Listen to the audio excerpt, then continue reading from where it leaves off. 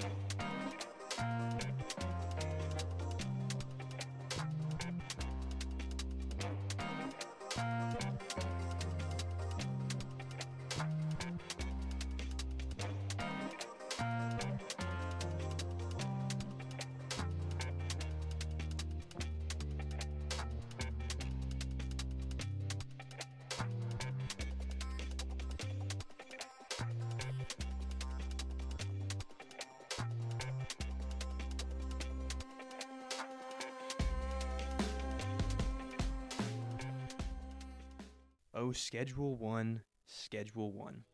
One of the best indie games I have ever seen created. A game fully aware of its own stupidity and goofiness, but also aware enough of what it wants to be to implement deep mechanics like the different strains you can make and in-depth detailed schedules you can have for each employee, and so much more. Today we're going to talk about everything that encompasses this game. From the story, or lack thereof, to the multi-layered production system that has been made for this game, to the endless replayability that this game tends to spur into people who play it. All of that and so much more. This is truly one of my favorite games, not even just an indie game, but games in general that have ever been made. So sit back, relax, and enjoy as I take you to the tough and rugged streets of Highland Point and talk about everything that this great game has to offer. Schedule 1 is an open-world crime simulation and management game that centers on building a criminal empire from nothing. Set in the fictional city of Highland Point, the game places the player in the role of a low-level dealer with no resources, connections, or reputation. Rather than telling a tightly scripted story, the game uses an emergent narrative structure where the story is defined by the player's rise through the underworld. Your progression from a small-time hustler to a full-scale kingpin is shaped by economic decisions and territory control, interactions with NPCs and rival groups, and law enforcement pressure. This design makes the narrative feel personal and reactive rather than linear, with consequences that reflect how recklessly or strategically the player operates. At its core, Schedule 1 blends open-world exploration with deep management and simulation mechanics. The city of Highland Point functions as a living sandbox, with different districts presenting varying levels of demand, police present, and risk. Movement through the city, on foot or by vehicle or other means,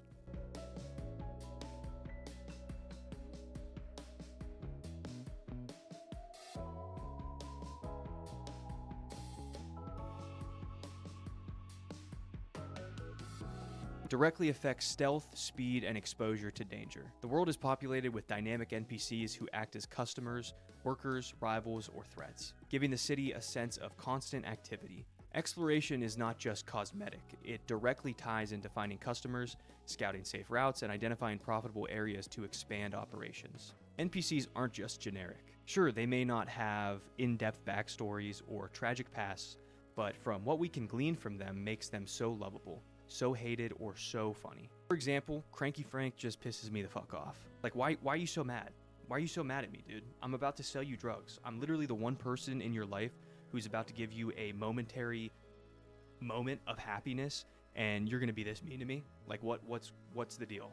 Conversely, a character like Kyle is one of the most loved NPCs of this game. The reigning Taco Tickler's Employee of the Month is cherished in the community, and you may be asking why? For what exactly is he cherished for? I have no idea. All we know about him is he works at Taco Tickler's and he loves drugs. That's literally it. But for some reason, he is loved by so many, and including myself. This goes to show that even with no backstory, or really any story at all, these certain parts of their personality can endear the player to certain NPCs, even when they don't have anything really meaningful to say. So, Bethesda, you should take notes. In Schedule 1, the most distinctive and mechanically rich part of the gameplay lies in its production system, specifically growing and cooking, which function as the backbone of the entire experience. These systems are not simple background mechanics, they are hands-on, time-based, and deeply interconnected with the progression, economics, and risks. From the early game onward, the player is required to personally engage with the production process, learning how to turn raw materials into sellable product through experimentation, optimization, and infrastructure expansion. This focus gives the game much of its identity and separates it from the more abstract management simulators. The growing system primarily revolves around cultivating plant-based substances, most notably cannabis. Early on, players start with basic setups, small grow rooms, cheap lights, minimal ventilation, and low-quality seeds. Each grow operation requires attention to multiple variables, including things like light cycles, plant spacing, growth time, and environmental stability. Poor setups result in low yields, reduced quality, or complete crop failure, while optimized environments increase both quality and potency. As players progress, they unlock high-tier equipment, better lighting rigs, automated watering systems, temperature control, and upgraded grow tents, which reduce manual labor while increasing consistency. This gradual automation reinforces the feeling of scaling from a hands-on hustler to an overseer managing multiple operations. Strains play a critical role in differentiating products and shaping strategy. Different cannabis strains have distinct properties such as growth speed, yield size, quality rating, and market value. Some strains grow quickly but sell cheaply, making them ideal for early game cash flow, while others take longer to mature but command higher prices due to increased potency or rarity. Certain strains also attract different types of customers, subtly influencing demand patterns across districts. Choosing which strains to grow becomes a strategic decision. Faster turnover reduces risk but limits profit, and while premium strains offer higher rewards at the cost of time investment and exposure. Beyond growing, the cooking and chemical production systems add another layer of complexity. These systems focus on synthesizing non-plant substances through multi-step processes that require ingredients, equipment, and precision. Cooking is more interactive than simple crafting menus. Players must actively combine ingredients, monitor progress, and manage time to avoid ruining their batches. As players unlock advanced recipes, the processes become more intricate, demanding better equipment, more careful attention. This creates a natural skill curve where experience and preparation matter as much as resources.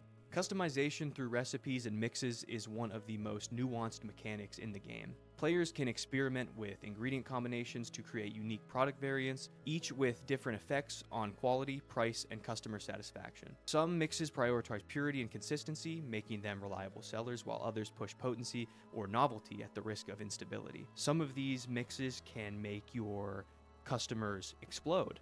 Some mixes can make them get a giant head. And some mixes can just altogether switch their race and gender. These custom recipes can become a player's signature product, especially in multiplayer or long-term saves, reinforcing a sense of identity within the criminal economy. Over time, players learn which combinations are most profitable, but the game encourages experimentation rather than providing optimal solutions outright. Risk is ever present in both growing and cooking. Large operations generate heat, both literally in terms of equipment stress and figuratively in terms of law enforcement attention. As the game progresses, these systems shift from being purely mechanical to strategic and managerial. Early gameplay is tactile and personal, with players directly involved in every step. Later, the focus moves towards optimization, selecting the right strains, assigning workers, automating processes, and coordinating multiple production sites. Despite the shift, the systems never fully disappear in abstraction. Even at high levels, players are still affected by production quality, timing, and mistakes made earlier in the chain. Overall, the cooking and growing mechanics in Schedule 1 are what give the game its depth and longevity. They transform what could have been a simple crime-themed simulator into a layered production and management experience where knowledge, planning, and experimentation matter just as much as the money that you're making. By tying progression, economics, and risk directly to these systems, the game ensures that every successful empire is built not just on sales, but on mastery of the production itself. The places you choose to grow or cook in vary each time you play. You start out in the basic motel with a small-time operation and slowly increase your way to bigger and bigger venues, all culminating into getting a warehouse by the docks. The bigger the place, the bigger the operation. The more product you can produce, and the more employees you can have running around making you money. There is also a very in-depth way of programming your workers. Each worker can be assigned a task, whether it be a chemist, a cleaner, a botanist, and so on. You then tell them exactly where to go, and in which order they are supposed to go. So for example, a botanist, you would tell them to grab the soil, take it to the pot, grab the seed, plant it, water the seed, then trim it once it grows. Each role has this specific routine. They need to be put in order to be fully optimized. It looks very complicated from an outside perspective, but I choose to look at it as an in-depth game feature and not just assign someone to any role and that's it. You actually have to take time and plan everything out, giving you a much bigger role after you stop the production yourself and turn the reins over to the employees. The economic layer of Schedule 1 is surprisingly deep as well for an indie title. Prices fluctuate based on supply and demand, police crackdowns, and how saturated certain areas become. Selling too aggressively in one district can draw unwanted attention, while spreading operations too thin can reduce profit margins. Money itself is dangerous. Illegal cash must be laundered through legitimate fronts such as businesses and properties, adding another strategic layer. Expansion is not just about earning more money, but about managing visibility, logistics, and long-term sustainability. All of these factors that play into the core gameplay loop is what makes this game so replayable. It's not just about growing a drug empire as quickly as possible. It's about the little things that you have to do as well, which keep the game quite realistic despite its goofy art style and absurd premise. Conflict is another important pillar of the gameplay. As players grow in power, they attract attention from rival gangs and cartels, leading to turf wars, ambushes, and hostile encounters. This was just recently added in an update a couple of months ago, where a rival drug cartel called the Benzes will approach you after you get to a certain point in the game and offer to work with you. If you accept, a cut of your profits will then go to them, and you will make a much smaller amount, being another cog in the machine if you would.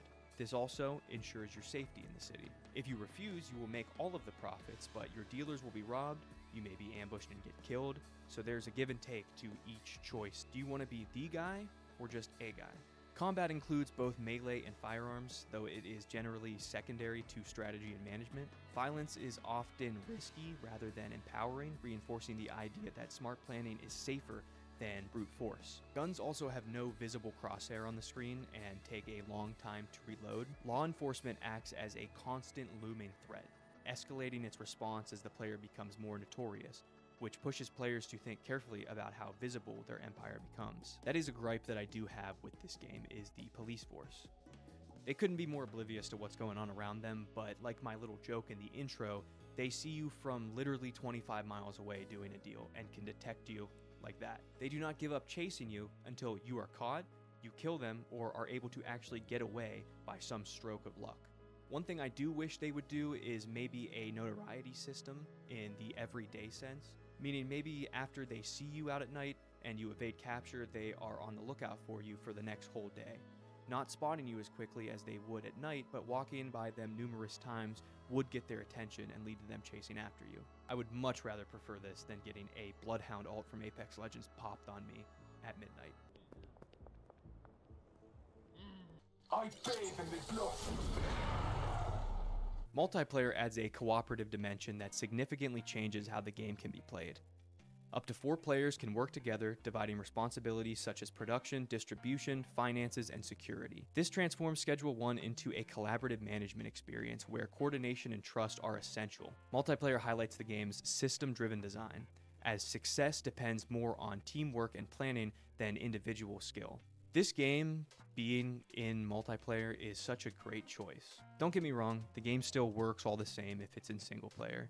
I, for one, have played a majority of my hours in single player by myself, but when my friends and I decide to actually start a world together, the amount of fun we have is immeasurable. The jokes we would make or the silly funny hijinks that we would get up to while building an actual drug empire together is what makes this feature so fun. Also, the characters you can create are one of the best parts as well. Giving your character a unique look to them and making it each time you look over at your friend, you giggle a little bit because of the absurdity that they were able to create. All in all, this game by no means needs a multiplayer function, but it is so much better for it. And it is a game that my friends and I return to quite often. The game's tone balances dark subject matter with satire and stylized presentation.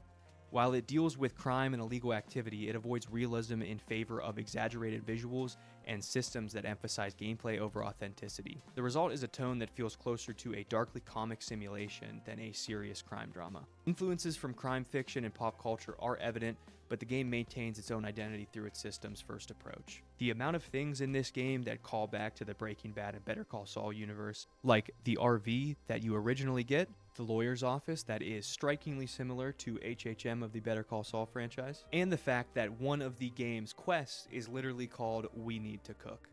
As an early access title, Schedule 1 is still evolving. Ongoing updates aim to expand cartel dynamics, deepen NPC interactions, and refine technical performances. While players have noted bugs and incomplete systems, the core design has been widely praised for its ambition and originality. Overall, Schedule 1 stands out as a unique blend of management simulation, open-world sandbox, and emergent storytelling, offering a player-driven experience where every rise to power feels earned and fragile. Schedule 1 distinguishes itself through its deeply integrated production systems, where growing and cooking are not merely supporting mechanics but the foundation upon which the entire game is built. By requiring players to engage directly with strain selection, environmental management, recipe experimentation, and logistical planning, the game transforms the rise of a criminal empire into a process driven by knowledge and decision-making, rather than a simple accumulation of wealth. The constant balance between efficiency, quality, and risk reinforces the game's central theme. Power is earned through mastery and not speed. Also, some of the ingredients that you can use to mix into different strains or different, I don't know if I'm allowed to say the M word, I'm not gonna lie, on YouTube, so we're just gonna avoid that. Hope I didn't say it already in the video. But using things like a mega bean, or horse semen, or Cuke, which is the, you guessed it, knockoff Coke, just makes this game so much fun and gives another layer of comedy to an already hilarious game. I mean, you're mixing together weed with horse cum.